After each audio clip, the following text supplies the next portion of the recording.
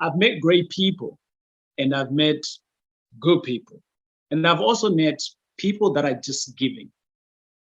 In today's session, we're going to meet someone else who's, I call him a grandfather in terms of property, but he's not that old. I'm just saying grandfather in terms of knowledge. But I literally call this guy a river in terms of information.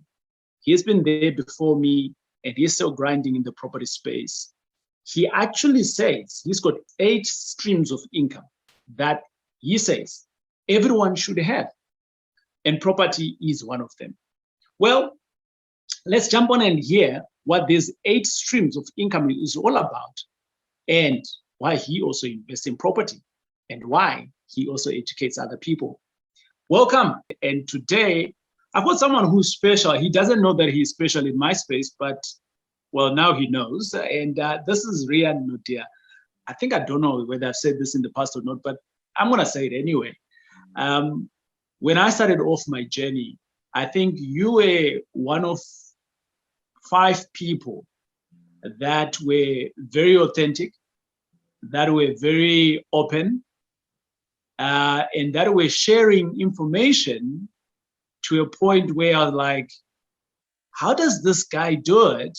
And besides doing it, like he's just freely sharing it, because I was, remember at that point, I was employed at the bank. And in the banking system, or should I say when you're employed, what you know is very important, because that can either get you a promotion or not.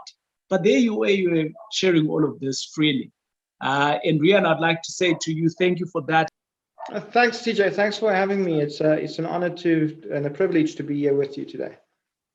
Like I did say, I mean, you were one of the grandfathers in terms of my journey in property. I call you one of the grandfathers because I found you in property teaching people. I found you in property preaching about property, and you haven't stopped, and you're still at it. And the conversation that I would like us to have today, Riaan, is, why do you do all of these things? But before we get there, who is Riaan anyway? Sure. Okay, so who am I? Look, I've been in property for a while. I've purchased my first property in 2001 and have been kind of an avid property fan ever since. Not through anything that happened with that property. I think many people know the story of me being beaten up by my first tenants 4 months into my first rental in my first property. So, having that kind of situation is enough to discourage most people from pursuing what the journey that they set out on to begin with. Right. And for me, it was a lesson. I needed to learn how to do things better and how to achieve my goals without giving people opportunity to screw me over, per se. But yes, look, initially, like all young guys these days, or back in the day even, as I started my work journey, I wanted to buy a new car. And I have my dad to blame for this, but my dad kept on saying to me, you don't buy a new car until you have bought a house. You don't buy a new car until you've bought a property. Don't invest into cars. They're not assets. Invest into property. If you want to build an asset base, invest into property. And thankfully, I did listen to him. And before I bought a new car, I had a little second-hand junker at that point in time, and I drove that junker for quite a number of years after buying my first property. In fact, after buying my first property, I ended up driving that junker for another 4 years and buying another 6 properties in the meantime before selling the junker and getting something a little bit better. So, wow. Yes, look, when I started my journey, the one thing that's, I think, different from me and most property investors today is the fact that back when I started, there was no one officially teaching property. There was no one you could learn from. You had to go in and kind of make the mistakes yourself. the guys that I perceive as the grandfathers in property, they only really started their journey in terms of teaching people 2003, 2004. So, I had no choice. I blame my mistakes on the fact that I had to make them myself. So, yes, that's who I am, and that's where I got started. I've had the privilege of meeting your beautiful wife, and in interaction with your wife, I also discovered that me and you, we actually have a couple of things in common. And you're pretty high on your faith journey, and there are things that you intentionally do within your faith journey. Do you want to share something around that and why you do that? In my faith journey. Yeah. Right. So look, there's a lot of things that I believe. One of the things that I hold on to is the fact that nothing's going to change unless you do something about it. Right. You have to be intentional in terms of where you're aiming. Yeah. I am involved with UXA and a few other charities. UXA being the core one, and basically what we do within UXA is we do leadership development and faith development within high school kids. And this kind of leads us to invest into their lives quite a bit at youth camps and so on. And someone once asked me, why do I do it there?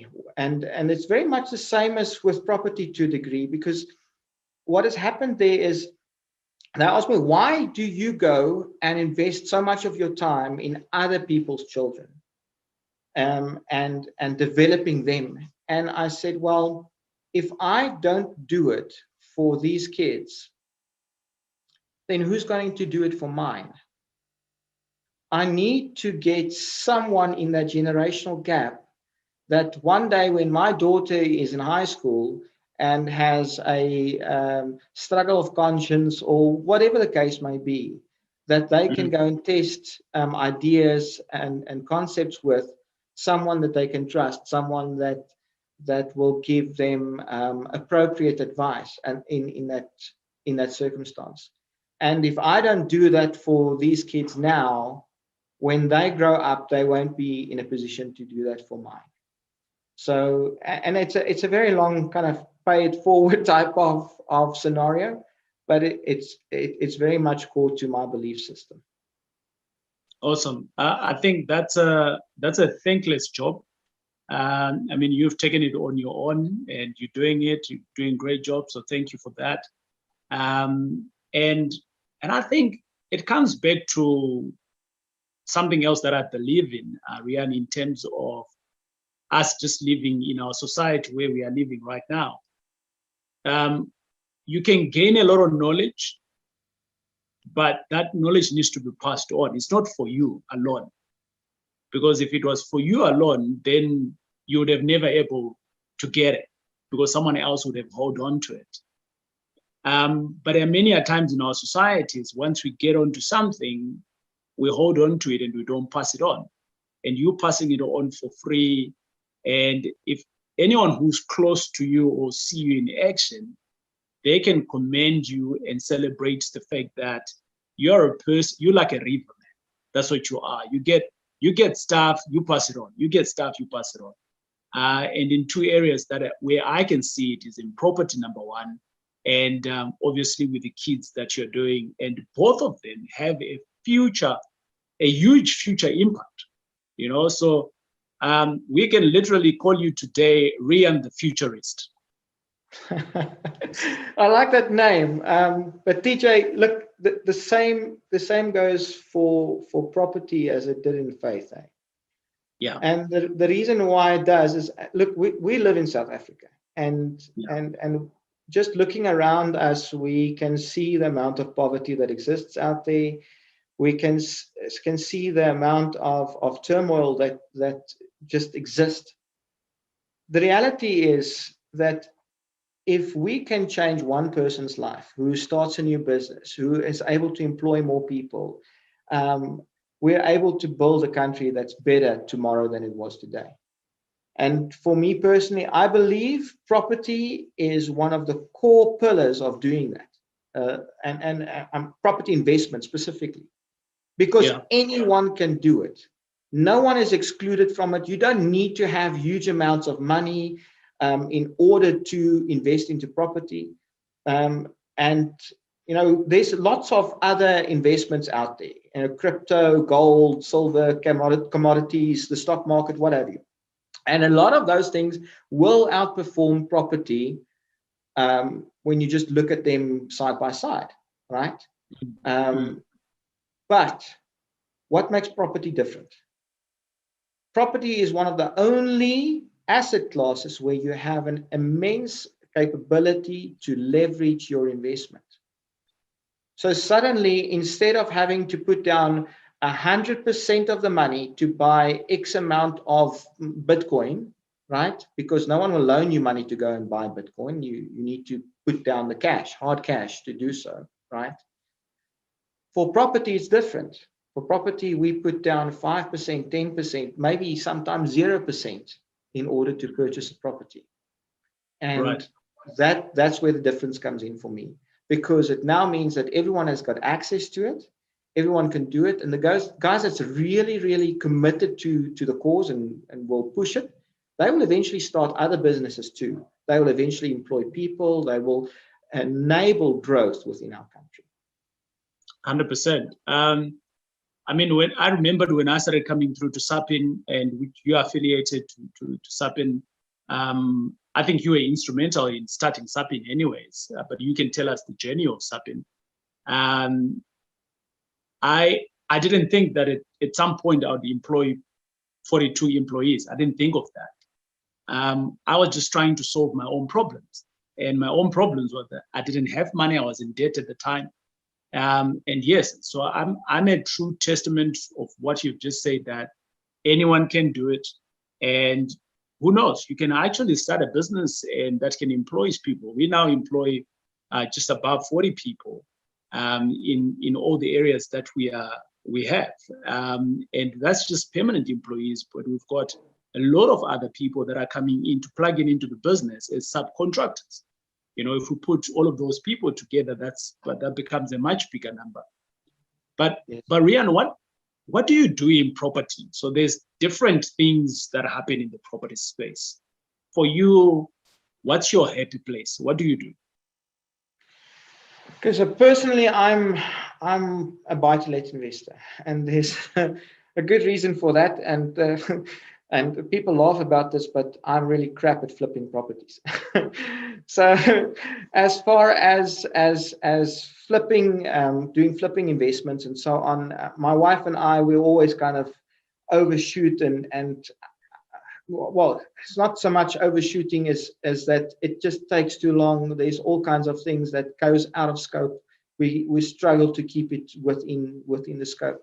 So buy-to-let has been kind of my safe space. It's the thing that I understand and that I can build upon.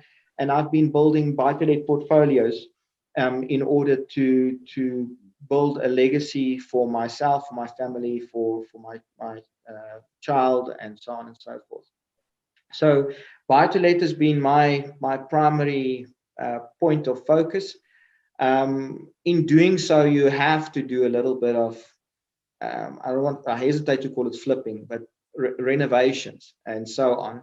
So we kind of have to take the bad with the good, but it all pans out well in the end. And once you understand what you're doing, once you've got the necessary knowledge to run this properly, it actually takes very little of your time, which is the other benefit of it, is the fact that this business can essentially, I won't say it runs itself because people always kind of misconstrue it, but it takes a very small percentage of my time. I had a conversation with the MD of one of my other companies. In fact, the company that employs me as where I get my day job, the salaried income, the kind of fixed, the security portion of my income comes from that. And I had a conversation with him the other day, and I said to him, listen, you do realize that 90%, 80%, 85% of my income in that vicinity comes out of 5% of my time. and the remainder, the other 10, 15, maybe 20% at times, comes from a salaried investment, which takes up 95% of my time. So it just puts it into perspective, right? That you need to start building things that enables you to make money while you sleep, and that's what it's all about. Leveraging your time, and you're also a testament to that, just by virtue of the level of employment that you do. Your people is what enables you to grow. You would not be where you are today without your team of people. In fact, your growth would be stunted if it wasn't for you being willing to take the plunge and employ people in order to help you achieve your goals. So 100%. I think it's very important to recognize the fact that certain asset classes can leverage your time, leverage your money, but also people, and investing in people can leverage your ability to grow. Awesome. So for some of you who don't know, I think Riaan mentioned two words that might be foreign to us, which is maybe buy to let. Basically, what buy to let is that is that you buy a property and you don't sell it. You keep it for a longer time, and you might renovate it and you rent it out. That's what Riaan does. And the second word was flipping, which is buying a property and you can sell it to the next person and you get some profit out of it. I'm not also a big fan of flipping. And I think my reasons are because when I look at how I grew up with no dad. My biological father kind of like disappeared before I was born. So, when I look at people like you, Riaan, and you're saying in 2001, your dad was saying, you should buy. I'm like, wow, that is so amazing, because already your dad was setting you up for success with the advice that he was giving you. And I didn't have that, right? So once now I started understanding this knowledge, I've now started saying, how best can I catch up from, let's say, maybe if I'm to compare myself with Riaan, how best can I catch up to 2008? So I need to work a little bit harder than the ordinary person. And that's just the way I put things on myself, for me to be able to deliver more. But once you're talking about that, Riaan, your first property in 2001, you had no education.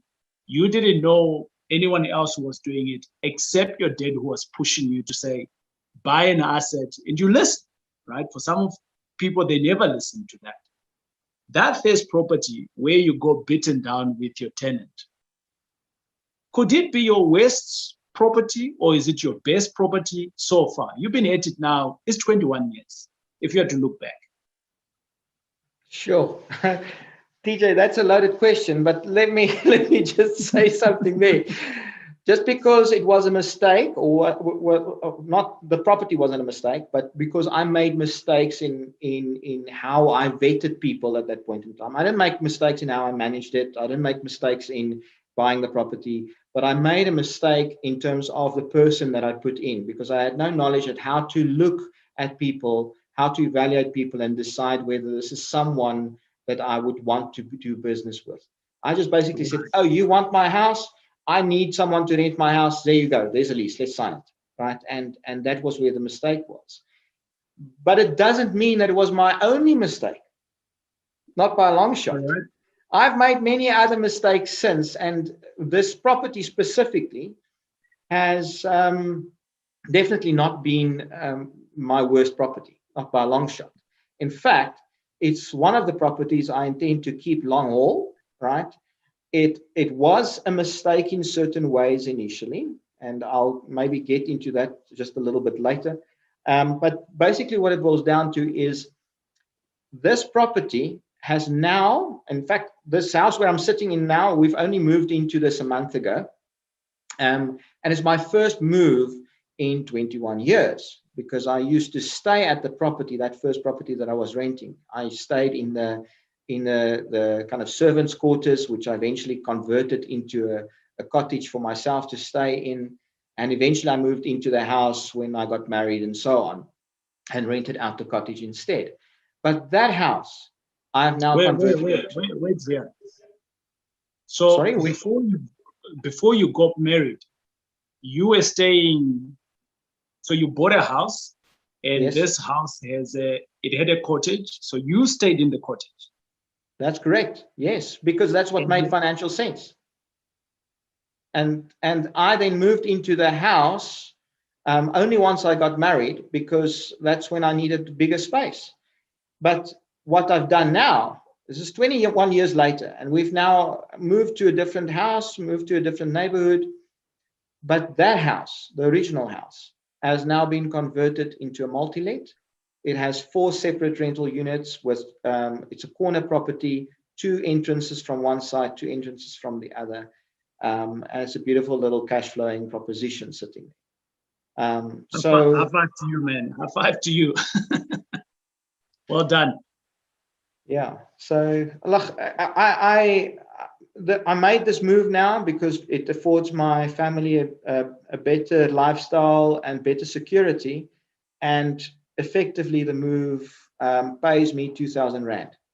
By moving out of that house, renting out the different multi-let units that was there, and buying the new property where there's also a cottage, by the way. I'll never buy something without a cottage or some other means of income. Between the incomes that I receive from all the different properties together as a direct result of this move, I have a further positive cash flow of 2,000 Rand a month. So essentially, I'm getting paid 2 grand a month to upgrade my lifestyle and my security. That is cool. Well done. And I really like that. Speaking of the fact of this house that you've just converted now and you've moved into a new house, so your focus is buy to lets, right? So you're in the residential space, and is there a particular reason why you are in residential for buy to lets? Sorry, why I'm in there? Is there a particular reason why you're in the residential space for buy to lets? Why you're not doing retail for buy to lets, or anything other than residential? Right. So, Tina, yeah, actually, I actively advise my students not to invest into office space, at least not for the foreseeable future, the next year or so, until we know what's happening. I mean, people have been giving up office space all over the city because COVID has taught them that they don't need an office to work from. They can work from anywhere. And even though I've done that, I've advised my students that way. We personally, in the last 2-3 weeks, have purchased the building, or a third of the building that our one business is in. But because of it creating a saving for us, not because we have some intentions to rent it out at huge profits or anything along those lines. So it's more a long-term play. The company has been in that building for the last 30 years. So it makes sense for us to remain there. That having been said, we are looking at the retail space, and we are looking actively at investing into retail as one of the options, but it's usually in a residential retail mix. It's not as a standalone retail investment. And the residential side of our investment portfolio, if you go and have a closer look at it, you'll see that they're all bachelors, 1 beds, 2 beds at most. And the reason for that is because it's the slush point in the market. It's the point in the market where, if everything goes well in the economy, kids are getting jobs, they are actively being able to fend for themselves. I will not stay under my mom and dad's roof anymore. I've had it. I can't be told to be back in the house by 11 at night, whatever, right? So they move out and they get their own spot. They're going to move into some bachelor's apartment or some 1 bed or whatever because the economy is doing well, right? Turn it around, the economy changes, it goes badly. What happens? The guys that's sitting in that bachelor's and the 1 beds, they move back in home with mom, or with whatever other family member is willing to take them at the time, right? Yeah. But the young family with the newly born child, right, that had a 2-bedroom now moves into a 1-bedroom where they start sharing or something along those lines, just in order to consolidate and in order to limit their exposure during the times that it's not going so well. So in my mind, at least, the point in the market where you always have tenants is that bachelors, one beds, maybe two beds scenarios. And I feel safe in that space. I know that I'm going to have to change tenants more often than a 3-bed or 4-bed house, but I also know that I'll be more guaranteed of having a tenant during the bad times and the good times. Yeah. Riaan, you speak of the business that you own. You speak about property. You speak about being employed under your own business. It almost sounds like you've got multiple things going here. So you don't do property full time. Is that correct? I don't do property full time, but I think anyone that says they don't do property full time are deluded, because you put pretty much on call all the time for these types Yes. of business. I mean, you know that, because people will phone you 11 o'clock at night to say there's this problem or that problem, or we need to adjust our offer on this deal or something along those lines. So that Correct. does happen. But and it comes back to the principles of it all. There's a saying, and I'm not sure who said it or how true it is, but that the average millionaire in American dollar, a millionaire, has 8 streams of income, right? 8. And 8 different streams of income. So 8 different businesses or other things that's giving them money on a semi-regular basis. I'm not talking about an investment that they have a fixed investment for 10 years and then it pays out. That's not an income. That's an investment. Yeah, so we're talking regular payments coming in every week, every regular month. Payments coming in, but from 8 different sources, which is also the reason why they would be more likely to survive something like COVID, because when one source of income is affected, it doesn't necessarily affect all the others at the same time. Now, I've been going around very much with that principle in mind. And so we have 9 different streams of income currently. And they're all kinds of different businesses. I own part of an IT business that's been in the municipal space for the last 30 years. And that's doing very well. It's a well-established, well-renowned company that has a good rep in the market and so on. And then there are a few property investment entities that do different things. I try and separate my risk from kind of compartmentalize it. So I am a shareholder at Sapin. I'm a shareholder at the Property Academy, which is a property training entity. Sapin being, of course, a SA Property Investors Network. And this is where we kind of share our knowledge, and where the community that you're also part of in terms of finding investors for your deals and deals for your investors and vice versa. So that's what Sapin is all about. So all of these different income streams tend to come together. But the reality is that out of these 9 income streams, 7 of them is property related. And even the ones that's not property related, like the IT company, it's very easy to create a property related link. One of our latest developments is a sub-metering billing engine, which basically enables complexes and estates and so on to actively and accurately bill their utilities for the estate and it's something that existed before, but we've put a new spin on it. So immediately it ties back into my other passion, which is property. Right. Because that was the question that I was going to ask you, Riaan, to say, you've got 7 businesses. Are they related in one way or the other? Because I failed to kind of like manage my time effectively when I had a chicken farm and a car rental business. However, I should say now that with my property rental business, I don't struggle hard in terms of time management compared to my investment business. My investment business, all it's doing is collecting the property and the deal is there, and I post it to my guys who are doing property management. But there, I have made it intentionally to hire professionals, people that have gone to school to learn how to manage properties. And they tell me what is the right thing to do and how to do it. And when I have a little bit of side information and I come in, so collectively as a group, we're growing on each deal that comes through.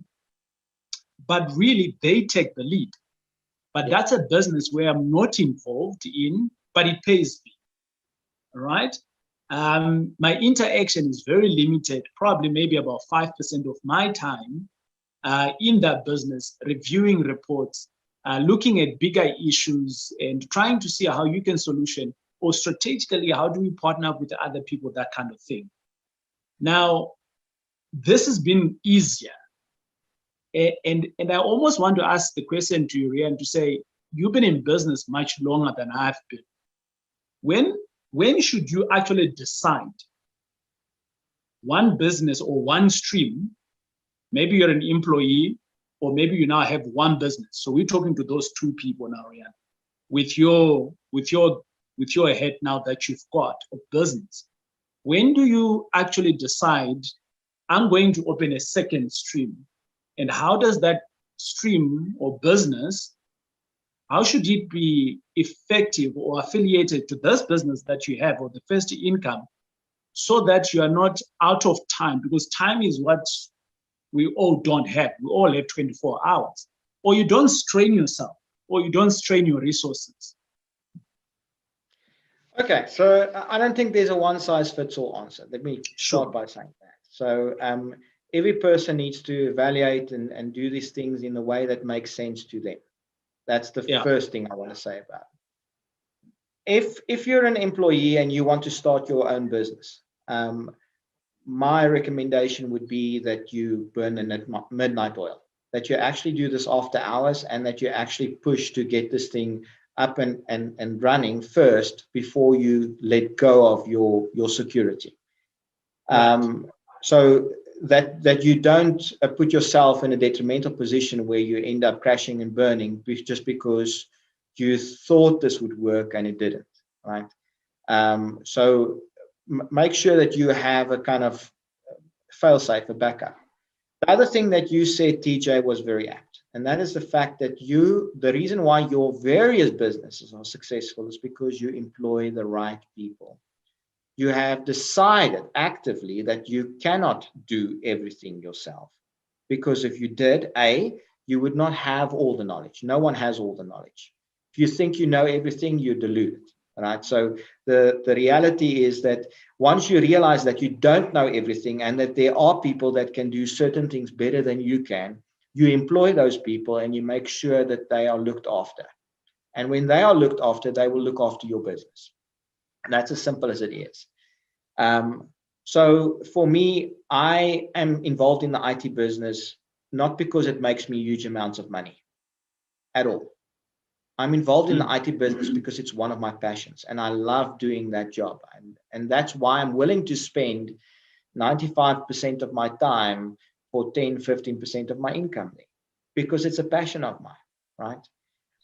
Property is also a passion of mine, but it does not require me to be fully actively involved all the time.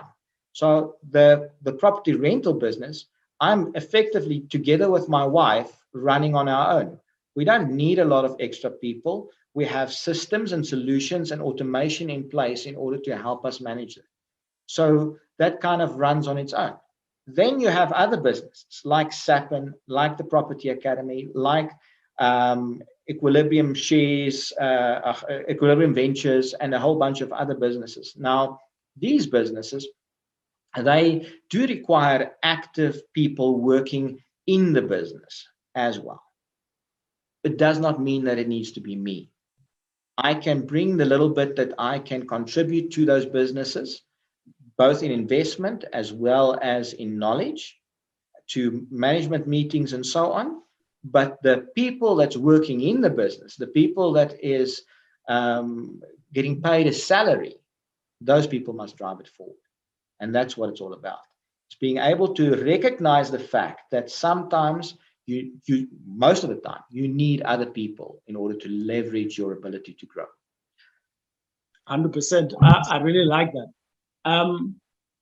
Riaan, maybe we can go into talk about challenges. I know as a business person, as a businessman, you've had to overcome many challenges. And let's talk about the partnerships. So you're in partnerships with lots of people in different businesses, and you have employees. I think for me, employees is very easy. You know, you can kind of like micromanage and manage from a performance perspective, and it's very clear what happens. You know, because it's contractual. However, when you jump in bed with partners, Riaan, and I'm talking about someone else who does not know how they've never had a partner before. You know, it's up in your shareholder, so you go partners that you work with, and all your other businesses that you're talking about.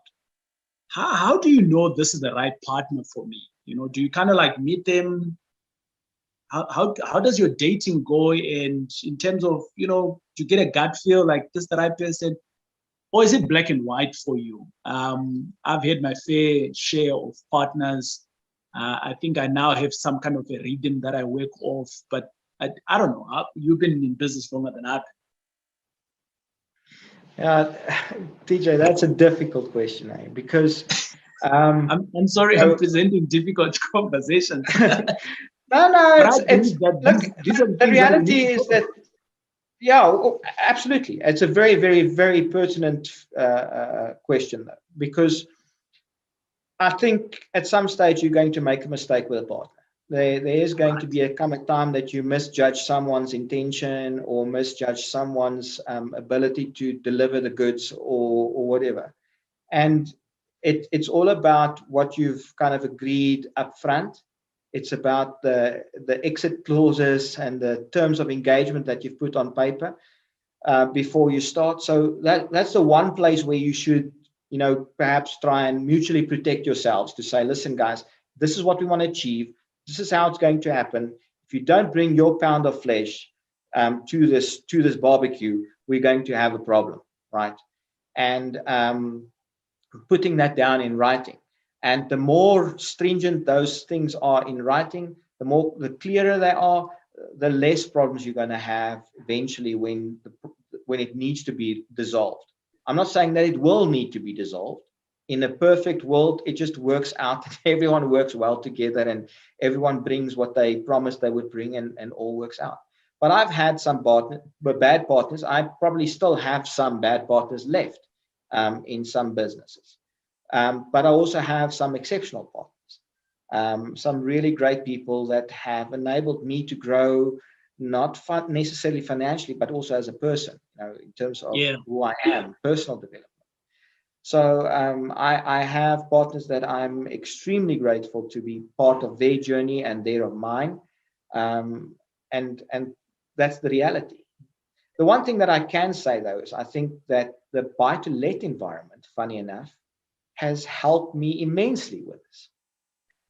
Because just like you are doing a little dance with a potential tenant in terms of their creditworthiness, in terms of their affordability, in terms of their lifestyle, who are they? Are they spending money every 2-3 days at Spar Tops?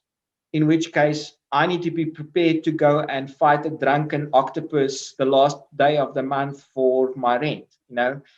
You do these kind of investigations around people and say, is this a person I want to be in business with in buy-to-let before I rent out to them? The same goes for business partners.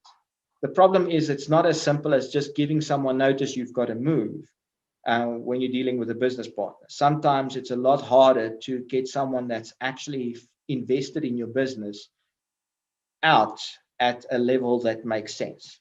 So I think the buy-to-let thing has brought me to a point where I can sum up people pretty accurately right from the get-go for the most part. And I'm not beyond making mistakes. I'm pretty sure I will still make some in my future. But when generally speaking, I know I want to work with this person. They're an honest, true to God, good person, good people to work with. That's what I want. Thanks for that feedback. In regard to that, right? As you see yourself growing into the future, do you intend? Is the intention for Riaan to grow more partners, or to grow within your partnerships so that you become bigger? Where do you strike the balance in terms of acquisition of new partners versus growing the partnerships that you have? Does it make sense, my question? Yes. Yeah. Look, so I prefer working with people that I know.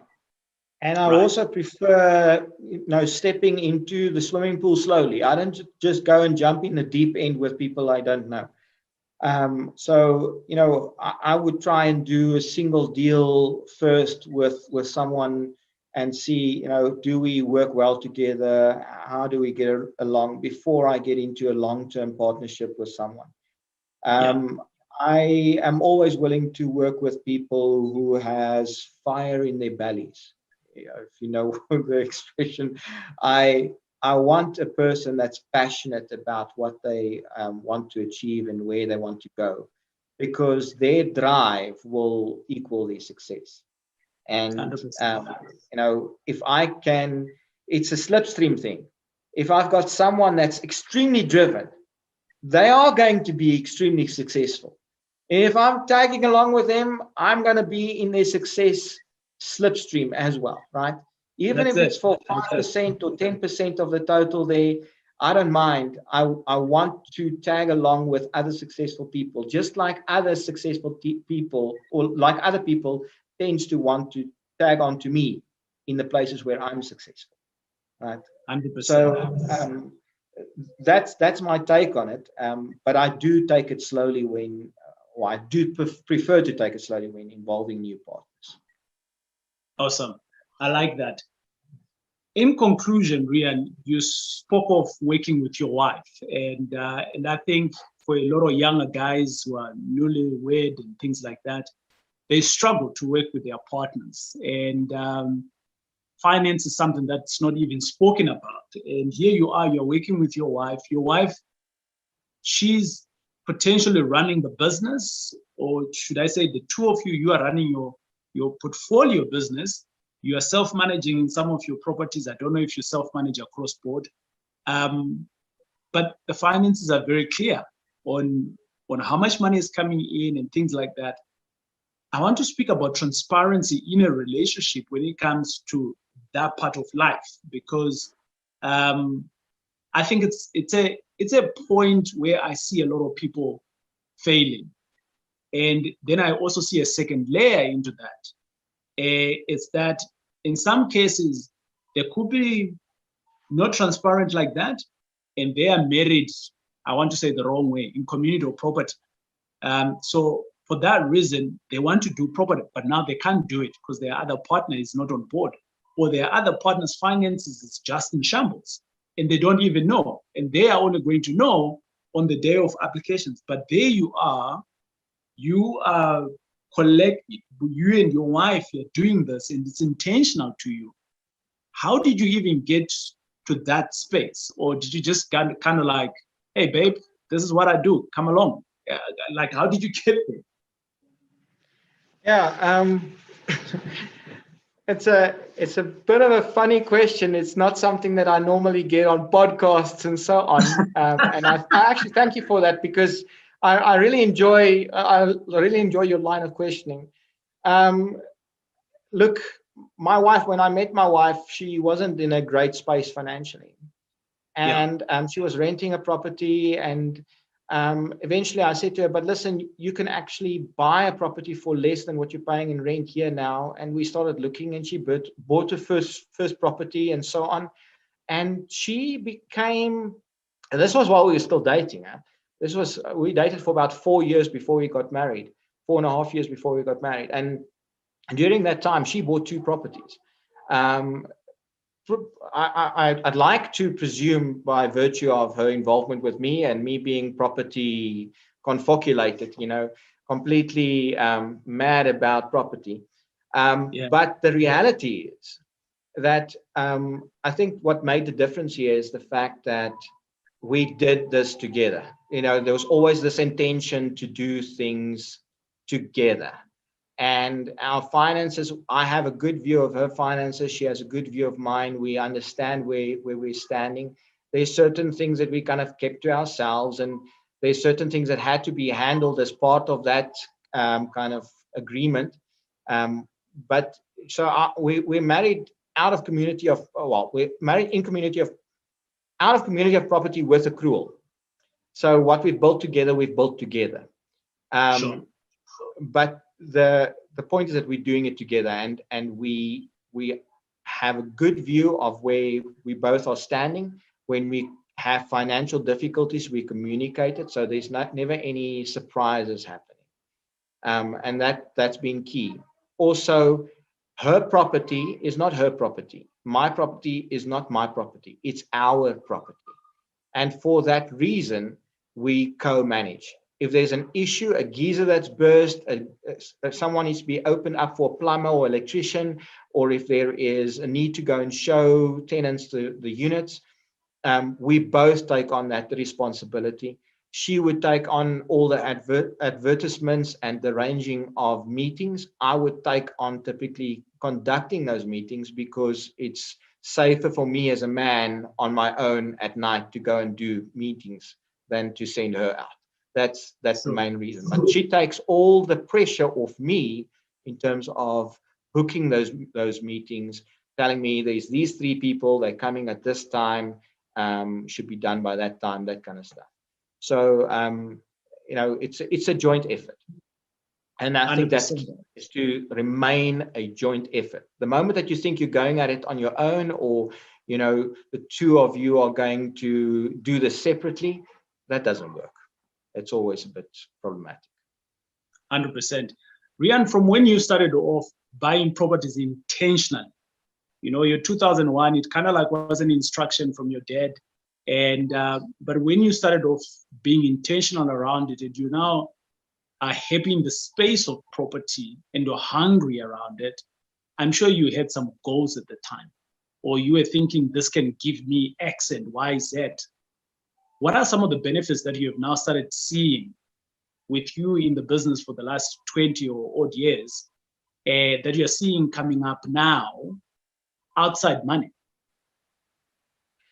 Sure. I think some of them we've touched on already. The ability to judge people, to evaluate people effectively and say, is this a good person or not? Is one of them. I think there's one of our goals when we started, and goals always change. One of our goals when we started was to have 30 paid off units, at which time we can retire, and the 30 paid off units would just keep on producing a income for the remainder of our days, and so on. So that kind of also changed over time, because it's not always as simple. Sometimes when you're taking other people along on your journey, it's not about having 30 paid off units in your own name or whatever. It's about saying, well, I own 10% of a company that does X, Y, and Z in a month, and that is able to continue existing beyond my involvement, and that's able to continue employing people and growing in the economy and ensuring the livelihood for others beyond my departure. It leaves a legacy, and no one will remember your name at the end of the day. It's not about having your name remembered, but I know, and my kids will know, that I created that business and it created certain possibilities. So yeah, look, I fully intend for my daughter, for instance, to buy property long before she's out of high school, but her own property in her own way. And yes, I'm going to teach her what she needs to know, and she'll be buying into structures, and she won't be making the same mistakes that I did. People always ask me, what mistakes did you make? But what would you do different? one, I wouldn't buy a primary home to begin with. I would have taken that money and put it into 3 cash flowing properties at the time instead. Primary home is less important unless it's a 20-year home, unless it's something you buy to raise your children. And the second thing would have been to not buy into my personal name at all. I'm still struggling today to get certain properties out of my personal name that I bought into my personal name in the early years. And for long-term investments, it's just not supposed to be kept that way. So it needs to be changed. And yeah, look, so there's loads of little things that you learn and take away along the journey. One of my favorite things in the last 20 years has been the creation of that buy-to-let course. Yes, I had lots of fun creating that and more fun presenting it. It's really, for me, it was an incredible journey to do that. And I didn't even realize what I knew until I started writing it down, so there's loads of things that you kind of realize along the journey, but this was a spin-off.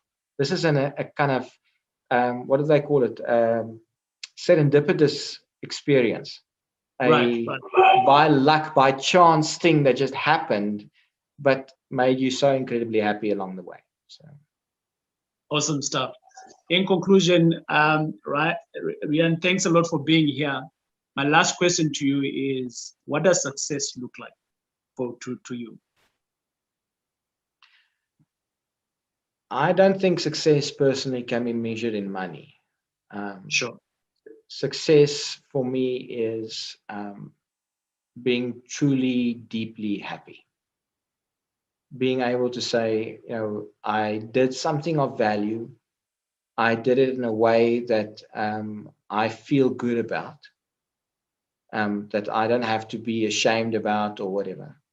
I am able to achieve certain goals, certain things I always wanted to do by virtue of this journey that I've been on.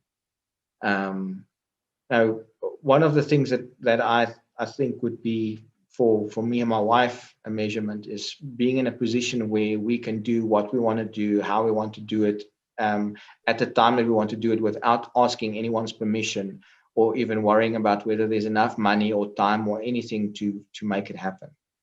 And I know that's a very kind of pie in the sky, airy-fairy type answer, but the reality is that, one of my mentors, being Dr. Hannes Dreyer, he spoke about the 4 types of freedom.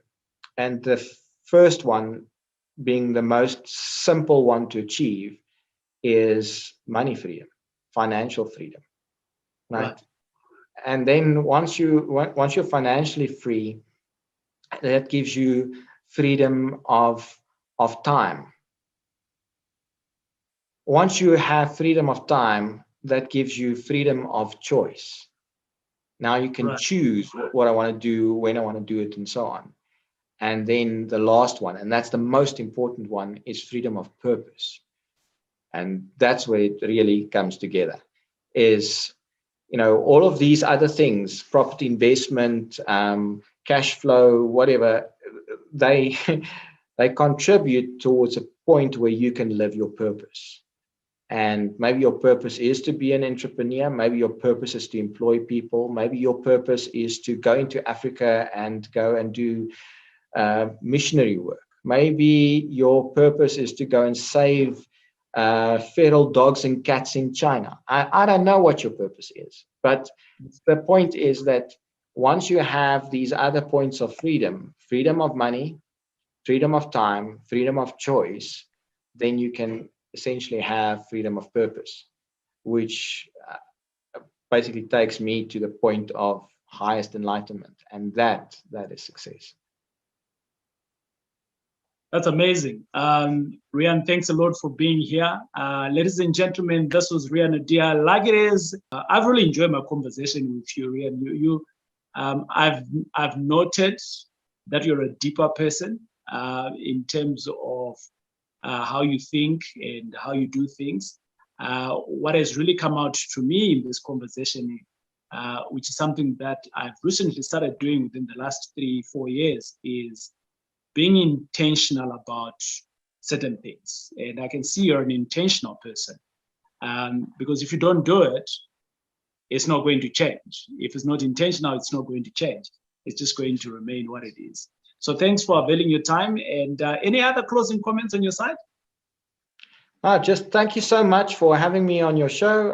It's been an honor and a privilege having a chat with you.